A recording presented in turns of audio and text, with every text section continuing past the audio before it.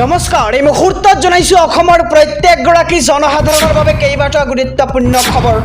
আজি হৈছে 4 মে। আজিৰ দিনটোতে অসমৰ লগতে ভাৰতবৰ্ষৰ বিভিন্ন প্ৰান্তৰ পৰা কেইবাটা গুৰুত্বপূৰ্ণ খবৰ যুগুত কৰা হৈছে। এই মুহূৰ্তত জনাইছো আজিৰ প্ৰথমটো খবৰেই ৰাজ্যবাসীৰ বাবে এটা ডাঙৰ খবৰ। ৰাজ্যৰ লাখ লাখ শিক্ষাৰ্থীৰ বাবে মুখ্যমন্ত্ৰী ডক্টৰ হিমন্ত বিশ্ব শৰ্মাৰ 7টা ডাঙৰ ঘোষণা। মেট্ৰিক পাছ কৰা লাখ লাখ শিক্ষাৰ্থীৰ বাবে ভাল খবৰ। প্ৰতিগৰাকী শিক্ষাৰ্থীৰে নামভৰ্তি হ'ব বিনামূলীয়া। প্ৰতিগৰাকী ছাত্ৰীৰ একাউণ্টত সোমাব 10,000 টকা। কেৱল এবছৰৰ বাবে নহয়, HS ফাৰ্ষ্ট ইয়াৰত পাব 10,000 টকা, HS ছেকেণ্ড ইয়াৰত পাব 10,000 টকা, লগতে ডিগ্ৰী ফাৰ্ষ্ট ইয়াৰত পাব 12,500 টকা আৰু ডিগ্ৰী ছেকেণ্ড ইয়াৰ আৰু থাৰ্ডতো পাব 12,500 টকা। আৰু কেৱল এয়াই নহয়, বিশ্ববিদ্যালয়ত নামভৰ্তি কৰিলেও পাব 25,000 টকাৰ আৰ্থিক অনুদান। আৰু বৰপেটাত নিৰ্বাচনী প্ৰচাৰ চলাই এই ঘোষণা কৰে ৰাজ্যৰ মুখ্যমন্ত্ৰী ডক্টৰ হিমন্ত বিশ্ব শৰ্মাই। উচ্চতৰ মাধ্যমিকৰ চূড়ান্ত বৰ্ষৰ পৰীক্ষাক লৈ আহি পৰিছে ডাঙৰ খবৰ। 10 মেৰ ভিতৰত ঘোষণা কৰা হ'ব পাৰে হায়াৰ ছেকেণ্ডাৰীৰ চূড়ান্ত বৰ্ষৰ পৰীক্ষাৰ ফলাফল। অসম উচ্চতৰ মাধ্যমিক শিক্ষা সংঘৰ অধ্যক্ষ ৰুক্ম গোহাঁইৰ গুৰুত্বপূৰ্ণ মন্তব্য। কাইলৈ ঘোষণা কৰা নহয় উচ্চতৰ মাধ্যমিকৰ চূড়ান্ত বৰ্ষৰ পৰীক্ষাৰ ফলাফল, আৰু একাংশই কাইলৈ ফলাফল ঘোষণা হ'ব বুলি ভুৱা প্ৰচাৰ চলাইছিল সামাজিক মাধ্যমত। আৰু উচ্চতৰ মাধ্যমিকৰ শীৰ্ষস্থান থাকিব নে নাথাকে সেই সন্দৰ্ভত সিদ্ধান্ত লোৱা হোৱা নাই। আৰু পৰীক্ষা নিয়ন্ত্ৰণ সমিতিৰ উমৈহতীয়া সিদ্ধান্তৰ অন্ততহে এই সম্পৰ্কে সিদ্ধান্ত লোৱা হ'ব বুলি এতিয়া সদৰি কৰা হৈছে। আৰু উচ্চতৰ মাধ্যমিকৰ চূড়ান্ত বৰ্ষৰ পৰীক্ষাক লৈ আহি পৰিছে ডাঙৰ খবৰ।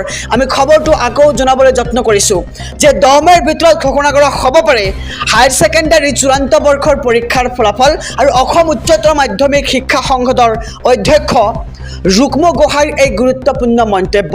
আৰু কাইলৈ ঘোষণা কৰা নহয় উচ্চতৰ মাধ্যমিকৰ চূড়ান্ত বৰ্ষৰ পৰীক্ষাৰ ফলাফল, আৰু একাংশই কাইলৈ ফলাফল ঘোষণা হ'ব বুলি ভুৱা প্ৰচাৰ চলাইছিল সামাজিক মাধ্যমত। সাৱধান, আজি অসমত বতৰে ল'ব পাৰে ভয়ংকৰ ৰূপ।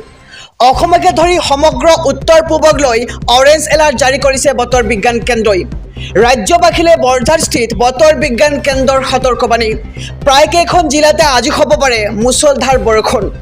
40ৰ পৰা 50 কিলোমিটাৰ বেগত আহিব পাৰে এই ধুমুহা। শিলাবৃষ্টি, প্ৰচণ্ড ধুমুহাৰ লগতে বজ্ৰপাতৰ পূৰ্ণ সম্ভাৱনা। 7 মে পৰ্যন্ত ৰাজ্যৰ প্ৰান্তে প্ৰান্তে হ'ব ধাৰাসাৰ বৃষ্টিপাত। য়েল্লো আৰু অৰেঞ্জ এলাৰ্ট জাৰি কৰিছে বতৰ বিজ্ঞান কেন্দ্ৰই।